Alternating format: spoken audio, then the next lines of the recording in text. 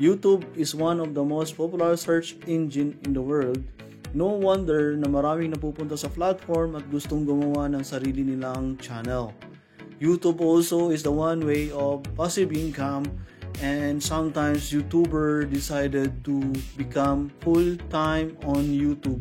Sa tamang proseso sa paggawa ng YouTube channel na may kasamang optimization of the key of the channel settings, makaset up ka ng channel to success and maximize the views, subscribers, and YouTube traffic.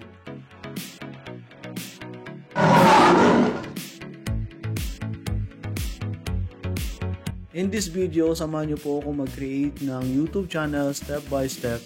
Hi, this is Brian Oli and welcome to my channel. If you are new here, please make sure to subscribe on my channel and click the notification bell for more video. Sa araw na ito, tatalakayin natin kung paano magkaroon ng sariling YouTube channel. Kung di nyo alam, nandito po ako, step by step ituturo ko sa inyo kung paano sisimulan ang paggawa ng YouTube channel. Una, kailangan mong lakas ng loob at harapin ang mga pagsubok sa YouTube world. Pangalawa, kailangan may gadget ka like mobiles, cellphone na may camera, and also internet ang importante. At kung may laptop ka naman, mas maganda. Pangatlo, kailangan mayroon kang Gmail address upang makagawa ka ng YouTube channel. Pang-apat, kailangan mo ng video editing. Marami naman dyan pwedeng i-download na libre lang sa Android and iOS. Pang-lima, i-identify mo kung ano yung niche mo or content mo. Isipin mo na pang matagalan at hindi ka maubusan ng mga content at tatangkilikin ng mga viewers. Pang-anim, isipin mo kung ano ang magiging channel name mo. Dapat walang katulad at mabilis intindihin at tandaan ng inyong mga viewers. Pang-pito, simulan mo na. Now na! Alright guys, samahan nyo po. Punta tayo sa YouTube sa laptop. Ituturo ko na sa inyo step by step kung paano mag-create ng YouTube channel. Let's go!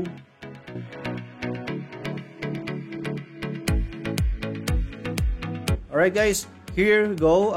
Wala ka pang email address, so kailangan mo mag-create.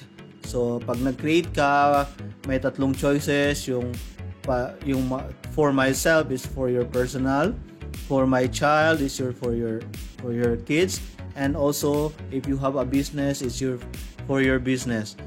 Usually, I created for myself yung may manage my business. To make it easy, i-create natin ang for myself. Alright guys, simulan natin. I-click natin ang myself. Then, of course, you need to put your own account, first name and last name. Proceed na tayo to create ng YouTube channel. Alright guys, nandito tayo ngayon sa desktop. Mag-create tayo ng YouTube channel. Magsa-sign in tayo.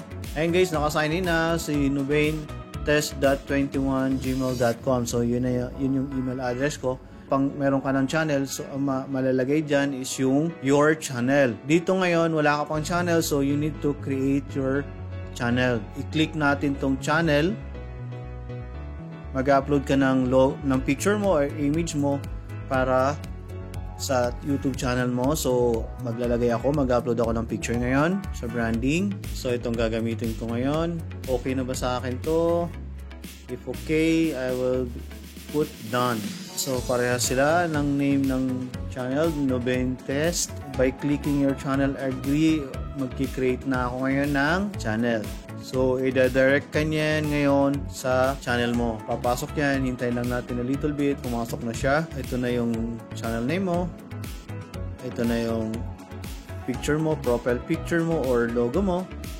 Of course, wala ka pang subscribers. And pwede ka na magkaroon ng upload kung mayroon ka nang i-upload, pero later ituturo ko sa inyo yan kung paano mag-upload. And also, kailangan mo na i-customize yung about mo. Of course, wala ka pang mga video kasi wala ka pang upload, wala ka pang nakashow sa wala ka pang playlist, wala ka pa kasing upload. Yung channels na kung ano yung mga sinubscribe mo, dito papasok yon. Yung discussion, kung may mga discussion, may mga topics ka, dyan nakalagay. And also about is one of the important things. Ilalagay mo dyan sa about. Now, i-customize natin ang banner. We customize already picture from the beginning and the channel name. So, kung gusto nyo mag-change nyan, pwede naman. Punta lang tayo sa customize. I-click natin ang customization. Click the channel customization. I-direct ka nyan sa YouTube Studio. So okay, continue mo lang to. Welcome ka lang. Kapag kinustomize natin guys, ito lang pupunta sa customization. Ito yung layout, kung makikita nyo, ito yung branding, ito yung basic info. Ang layout kasi dito nakalagay yung mga videos mo, mga upload na videos mo, yung mga trailer ng channel mo, at also yung mga returning subscribers na mga video mo na pwede mong highlight dyan. Dito nakalagay yon, yung mga short video dito, and also uploads. Pwede ka rin dito mag-create ng playlist kung may mga upload ka na. So ito yung sa layout. Sa branding naman, dito nakapaloob yung ito nga, picture, yung branding ng logo.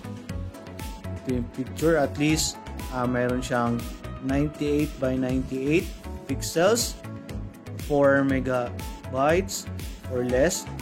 Of course, use the PNG or GIF, but hindi po pwede ang animation. That make sure din na kailangan nakafollow yung mga pictures nyo sa profile nyo sa YouTube community guidelines. Kung hindi yan ma-approve or di kaya madidelete na ni YouTube.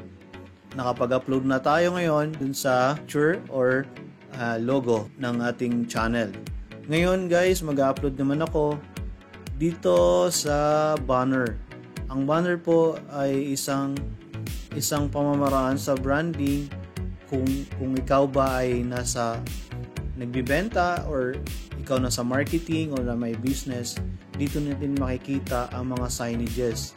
Ito yung tinatawag na signages. So dito sa YouTube mayroon din ganon, yung tinatawag na nilang banner image. Dito makikita kung ano yung mga ginagawa mo, kung kailan ka nag-upload, at also kung ano yung content mo. So ngayon, ayan, i-upload natin yung ginawa ko. So ito na, ito yung for the device. Ito yung for the device, meaning sa mobile. Ito yung para sa desktop, and also itong malaki na to para sa TV. Pag nag-view ka ng computer mo, laptop or desktop, ito yung makikita. Kapag sa mobile, ito lang yung makikita, yung mga walang naka-shade. Ayan, idadan ko lang, and then ayun, napalitan ko na, then publish. Okay, wag niyong kalimutang i-click ang publish kapag okay na sa inyo. Alright guys, itong video watermark, ito yung mga nakalagay dun sa bawat video nyo. So kapag nag-upload ka nyan, pwede mong ilagay dyan ulit yung logo mo. Ayan, pwede yan. Done mo lang, ayun na siya. Kung gusto nyo lumabas ang watermark nyo sa entire video, sa custom kung sa start time lang, and also sa end video. But for me, I prepared for the entire video. And then of course, kapag i-click mo itong bilog na to, ayan, kailangan mo siyang i-publish ulit. Huwag niyong kalimutan palagi ang mag-publish. So nandyan na siya. So once na nag-upload ka ng video, lalabas na itong entire video. So let's go with the basic info. Makikita mo yan kung dito itatype mo kung anong gagawin mo dito. Magpapakilala ka kung sino ka, papakilala mo kung ano yung content mo. Dito mo ilalagay ang content mo, dito mo ilalagay ang kung kailan ka nag-upload, kung ano yung purpose mo, ano yung goal mo, dito yung lalagay. And also yung schedule ng pag-upload mo, kung may live stream ka ba, dito din. Meron kang goal na pwede mong kunin, dito rin. And also, naituro ko last time ang custom URL. Ito yung channel URL. Dito yan, kapag meron ka ng 100 subscribers, magkakaroon ka na ng custom URL. Tingnan nyo lang po dyan sa link dyan sa taas. I-click nyo lang po yan for the custom URL. Tinuro ko dyan in step by step kung paano gagawin ang custom URL, paano natin i-claim. Dito yung add link, pwede mong i-add yung mga social media mo like Facebook, Instagram, LinkedIn at iba pa. Dito mo pwedeng ilagay yung mga social media account. And of course, email address, contact, kung paano ka mako-contact, dito mo ilalagay. Dito mo ilalagay ang contact, email address mo dito. Tips ko lang, huwag kayo maglalagay ng email address ng mismong channel nyo. Mas maganda kung hindi siya same ng YouTube channel nyo. Ito guys, click natin ngayon ang settings para i-set up ulit natin ang channel. So sa settings kasi, nandun din yung channel setup. Ito nga, yung channel setup na yan. Diyan po nakalagay. Yung basic, kung anong country ka mayroon ka. I have my country, like for example, Qatar. Nandito ako sa Qatar or nasa Philippines. It's up to you. Now, I look for Qatar. Then, keywords. Para ma-search ka, ilagay mo yung Nubain/space test. Don't forget, gumamit ng comma for the separation. So, ayun na po siya. So, pwede mo rin siyang ilagay Nubain para lumabas na siya as Nubain para may search ka. So, that's it ang don't forget to save also. Pag isinave mo, nakasave siya, then balikan natin sa settings. Okay, sa channel, sa advanced, i-set up mo, not for kids. Ito mas magandang i-set up is this channel is not for kid. Yan guys, it's up to you kung i-set up mo for made for kids, set up for not for kids, and also if you want your video every upload na ma-review muna ni YouTube bago i-publish. In my case, I'm always select the non-kid channel, is not for kid channel. Sa baba, makikita natin automatic captions, ang display ng count ng ating subscribers. Ayun lang guys. So, napakadali siyang gawin.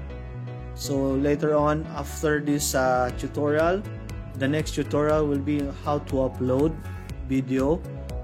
Isasama natin ang metadata. So, hopefully may natutunan kayo for this day tutorial. Maraming salamat po. Bye-bye.